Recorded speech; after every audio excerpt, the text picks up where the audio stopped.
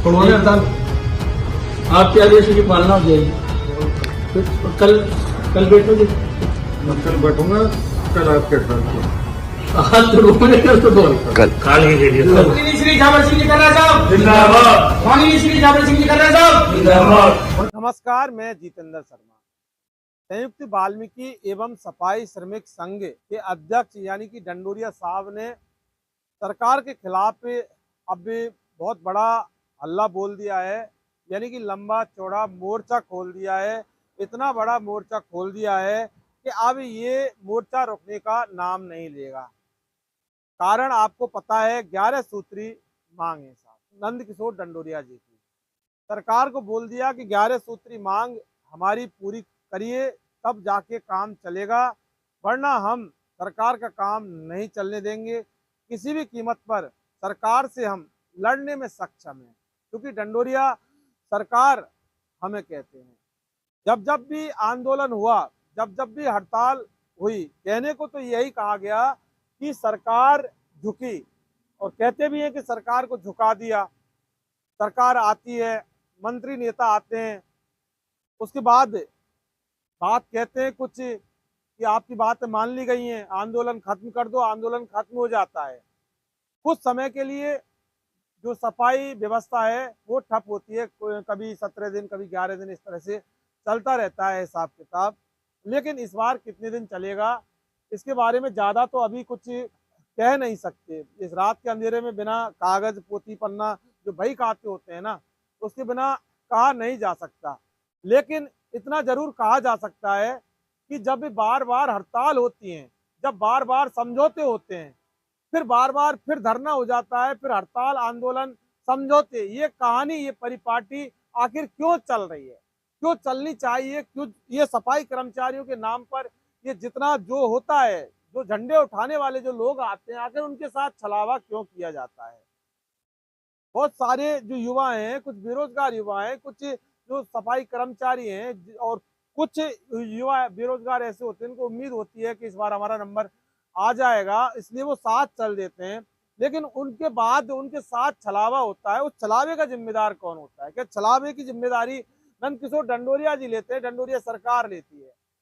देखिए, 11 सूत्री मांगे, इनकी ज्यादा बात ना करके इनमें एक मांग जो है इनकी, उसकी आज बात करेंगे, और वो है कोर्ट केस वालों की नियुक्ति, जो कि 2024 में जब आंदोलन उन्होंने किया था, हड़ताल हुई, फिर समझौता किया था, उसमें दूसरे नंबर का जो बिंदु था जिस पर समझौता हुआ था, वो था कोर्ट केस वालों की नियुक्ति। और ये कोर्ट केस वालों की नियुक्ति सिर्फ वही है जो कि सफाई कर्मचारी भर्ती में कोर्ट से यानी कि अदालत से आदेश लेकर आए कि इनको नियुक्ति मिले। लेकिन डीएलबी डिपार्टमेंट ने कोर्ट केस वाले जो करीब 5,000 हैं उनमें नियुक्ति नहीं दी। हालांकि ये बात अलग है कि कुछ कभी 150 कुछ लोगों को नियुक्ति दे दी, इसे नहीं माना जा सकता, क्योंकि वो 5,000 का मामला था, और 5,000 बेरोजगारों में से, कोर्ट केस वालों में से अगर 100, 250, 250 या 500 को अगर दे दी तो ये भी फिर गलत है। क्योंकि जब 5,000 युवा बेरोजगार नियुक्ति का जब आदेश लेके आते हैं, मिलॉट उनको आदेश देते हैं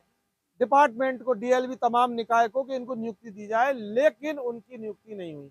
इसके लिए हड़ताल जब हुआ था पिछली बार 2024 का, उसमें समझौता हुआ था। उस समझौते के अंदर दूसरे नंबर पर यही था कि कोर्ट केस वालों को नियुक्ति दी जाएगी, नौकरी दी जाएगी, लेकिन नहीं दी गई।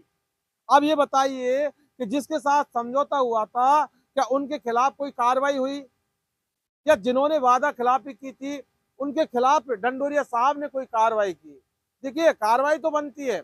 अगर कोई आश्वासन देता है, सरकारी पन्ने पर देता है, वो जनता का पन्ना होता है, और जनता के साथ अगर कोई भी नेता मंत्री इस तरह की बात करके, इस तरह से आश्वासन देकर के हम ऐसा करेंगे, और अगर ऐसा नहीं करते हैं तो फिर उस नेता मंत्री के खिलाफ सीधा सीधा 420 का मामला बनता है। उसके खिलाफ एफआईआर दर्ज करानी चाहिए थी। कौन कराता है एफआईआर दर्ज? जिस भी नेता ने, जिस भी अधिकारी ने ये लिख के दिया कि साहब ये समझौता है, कहते हैं ना कि ब्रीच ऑफ कॉन्ट्रैक्ट है, यानी कि समझौता खत्म कर दिया, तो समझौता खत्म वन साइडेड नहीं होता। और समझौते को खत्म कैसे कोई सरकार कर सकती है? इसके लिए कोई भी सरकारी पन्ना दोबारा से जारी नहीं हुआ कि साहब डंडोरिया साहब, आपके साथ हमारा जो समझौता हुआ, उस समझौते को हम खत्म कर रहे हैं। ऐसा कभी नहीं हुआ। तो अगर ऐसा नहीं हुआ तो फिर डंडोरिया सरकार ने उन नेता मंत्रियों के खिलाफ क्या कार्रवाई की, उन लोगों के खिलाफ क्यों ना कोई मुकदमा दर्ज कराया, उनके खिलाफ एफआईआर दर्ज करानी चाहिए थी कि साहब देखिए हमने हड़ताल की, जनहित में की, कर्मचारियों के लिए की, बेरोजगार युवाओं के लिए की, इतने दिन हम लोग परेशान हुए और उसके बाद सरकार ने, सरकार के मंत्री नेताओं ने, अधिकारियों ने एक पन्ना जारी किया जिस पर हमारे साइन थे और इनके भी साइन थे। और उसमें दूसरे नंबर का बिंदु, हम पहले नंबर की बात ही नहीं कर रहे कि जो सफाई कर्मचारी भर्ती कब होगी, 24,797 की होगी, 25,820 की होगी, 2024 में होगी, 2025 में होगी। जावर सिंह खर्रा कहते हैं कि अब होगी, जनवरी में होगी। जनवरी 2025 आपको भी याद होगा ना, जावर सिंह खर्रा मंत्री ने कहा कि जनवरी 2025 में भर्ती हो जाएगी। यानी सपट बेवकूफ जनता को, युवाओं को, बेरोजगारों को ये मंत्री बनाते हैं।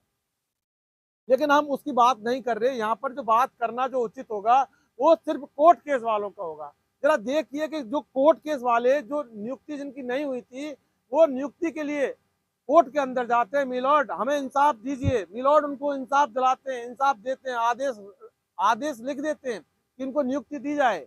मिलॉर्ड वहां से कोर्ट की डायस से उतरकर तो जाएंगे नहीं वहां नियुक्ति देने के लिए। जज साहब तो आदेश देंगे, लेकिन उन आदेशों की पालना निकाय ने नहीं की, डीएलबी ने नहीं की, इनको नियुक्ति नहीं दी, दर दर की ठोकर खाते रहे। फिर डंडोरिया साहब की एंट्री होती है कि आइए हमारा झंडा उठाइए, हम आपको नियुक्ति दिलाएंगे। देखिए बहुत बड़ी बात, हड़ताल करिए, हड़ताल हुई, बहुत बड़ा राजस्थान लेवल पर बहुत बड़ा तहलका मचा, तूफान आ गया साहब।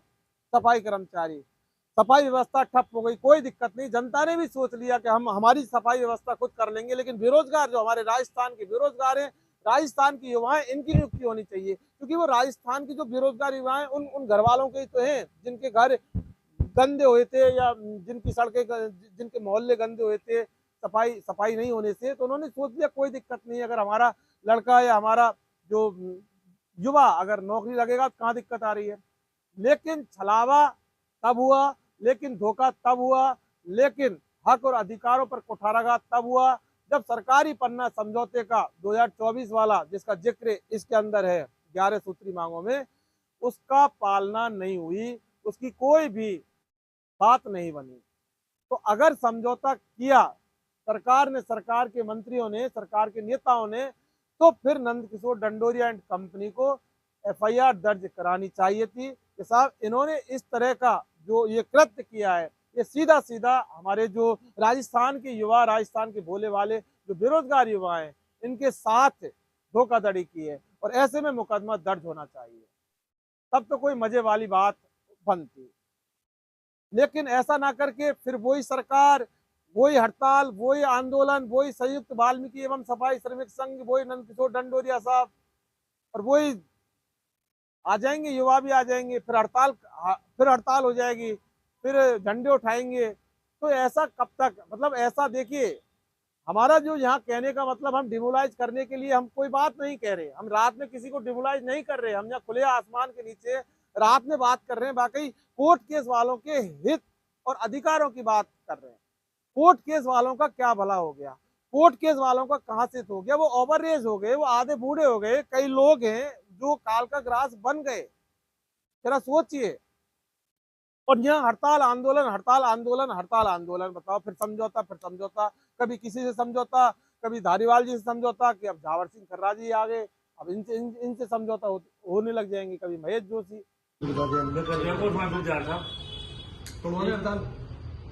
आपके आदेश की पालना हो जाएगी।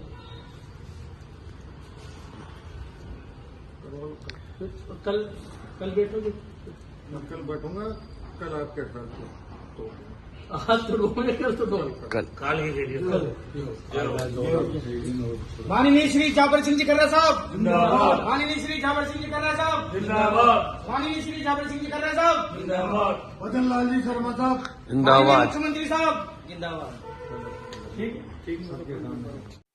तो ये राजनीतिकरण क्या इस सफाई कर्मचारी भर्ती के अंदर जो कोर्ट केस वाले जो बेरोजगार युवा हैं उनका राजनीतिकरण किया जा रहा है, या उनके नाम पर कोई अपनी जो व्यवस्था है वो सेट की जा रही है। कोर्ट केस वालों के लिए जब कोर्ट का आदेश है तो फिर ऐसे में अगर दूसरा पहलू देखा जाए तो डंडोरिया साहब भी क्या कर लेंगे हड़ताल करके, साहब वो तो कोर्ट का आदेश है, वो तो डिपार्टमेंट को जो निकाय है उसको नियुक्ति देनी है, और नहीं देगी तो फिर कंटेम्प्ट ऑफ कोर्ट बनता है। वो ले जाएंगे वादी परिवादी जो बन के आए थे, जो पहले उन्होंने केस लड़ा, तो वो बाद में भी कंटेम्प्ट लगा देंगे। अब कोर्ट के आदेश पर डीएलवी डिपार्टमेंट को, निकाय को जो आदेश देकर इनकी नियुक्ति करवानी थी, तो कोर्ट के आदेश में डंडोरिया की हड़ताल क्या करेगी? साहब कोर्ट हमारी नियुक्ति दो, नियुक्ति दो, नियुक्ति दो। तो नेता और सरकार कोर्ट से बड़े तो नहीं है, मिलॉर्ड से बड़े नहीं है। तो यहाँ पर ये जो पहलू है, ये बहुत बड़ा गंभीर पहलू है। इसके बारे में मंथन करना होगा, इसके बारे में सोचना होगा कि ये चल क्या रहा है। दो चीज होती है, अगर कोर्ट के आदेश के बावजूद अगर हड़ताल से कोर्ट केस वालों की नियुक्ति के लिए समझौता हो रहा है, जरा समझिए, कोर्ट का आदेश है डिपार्टमेंट को, डीएलवी को, कि इनको नियुक्त की जाए, लेकिन इसमें समझौता आता है सरकार का, सरकारी नेताओं का, सरकारी मंत्री का, सरकारी एमएलए का, सरकारी अधिकारियों का, कि हम देंगे हड़ताल के बाद। तो फिर वो क्यों नहीं दिया? और अगर बनता ही नहीं तो फिर क्यों मांग रहे हैं साहब कि कोर्ट केस की नियुक्ति दो, कोर्ट केस की नियुक्ति दो, झंडे उठा रहे हैं कोर्ट केस की नियुक्ति दो। तो कोर्ट का आदेश है, कोर्ट अपने आदेश की पालना करवा लेगा, अगर ऐसा है तो। और अगर ऐसा नहीं है तो फिर ये कोर्ट केस वालों की जो भविष्य है, कोर्ट केस वालों का जो जिंदगी है, उसके साथ सही नहीं किया जा रहा। उनके साथ जरूर बहुत ज्यादा गलत, बहुत ज्यादा, थोड़ा बहुत नहीं, बहुत ज्यादा वाला गलत किया जा रहा है। क्योंकि उनकी नई नौकरी, नई नियुक्ति नहीं होनी, उनकी तो नौकरी लग गई, लेकिन नियुक्ति पानी है, नियुक्ति कोर्ट का आदेश है, नियुक्ति पानी है। इसके लिए डंडोरिया साहब क्या मजबूती से पहल डंडोरिया ने क्यों नहीं की?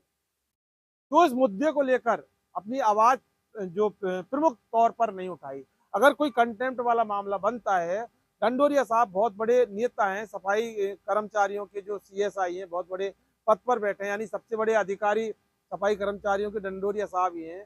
तो थोड़ा बहुत तो कायदे कानून ये भी समझते होंगे कि अगर कोर्ट के आदेश की पालना नहीं की तो फिर लीगली भाषा में, कोर्ट की भाषा में ही बात करवानी चाहिए थी। उनके खिलाफ कंटेम्प्ट ऑफ कोर्ट के तमाम मुकदमे दर्ज करवाते, कोर्ट तलब करता, कैसे नियुक्ति हो जाती नियुक्ति तो। लेकिन इस नियुक्ति के पीछे बहुत बड़ा जो सिस्टम जो सेट करने की जो कवायद चल रही है, वो किसी भी स्तर से जायज नहीं हो सकती।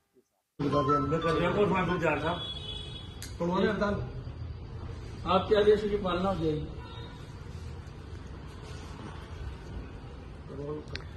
कल कल बैठोगे? मैं कल बैठूंगा, कल आपके साथ तो आज तो रोने, कल तो दो, माननीय श्री जाबर सिंह जी कर्रा साहब जिंदाबाद, माननीय श्री जाबर सिंह जी कर्रा साहब जिंदाबाद, माननीय श्री जाबर सिंह जी कर्रा साहब जिंदाबाद, वजन लाल जी शर्मा साहब जिंदाबाद, मुख्यमंत्री साहब जिंदाबाद। ठीक ठीक। भला किसी के हक अधिकार और किसी के का मतलब जो बेरोजगार युवाओं के जो अधिकारों के साथ कुठाराघात करके कोई व्यवस्था अगर सेट करने की कोशिश करता है, व्यवस्थाएं सेट करता है, तो वो हमारे पवित्र लोकतंत्र में, हमारे संविधान, बाबा साहब भीमराव अंबेडकर के संविधान के हिसाब से तो सही नहीं। हम तो इसे जायज नहीं ठहरा सकते। बाकी हो रहा है वो सब आपके साथ, लेकिन सवाल यही है कि आखिर कोर्ट केस वालों को नियुक्ति कब मिलेगी? कौन दिलाएगा कोर्ट केस वालों को? या फिर भगवान भरोसे रहेंगे ये सफाई कर्मचारी, कोर्ट केस वाले जो सफाई कर्मचारी हैं, भगवान तो आएंगे नहीं ऊपर से कर जाओ नियुक्ति। सब कुछ संवैधानिक मामला है, नियुक्ति संवैधानिक मामला, नौकरी संवैधानिक मामला, कोर्ट संवैधानिक मामला, न्यायपालिका संवैधानिक मामला, डिपार्टमेंट, डीएलवी, तमाम नगर निगम और निकाय, नगर पालिका, वो सब संवैधानिक एजेंसी। संविधान यही कहता है कि हित और अधिकार उनके साथ नहीं होना चाहिए कुठाराघात। नमस्कार।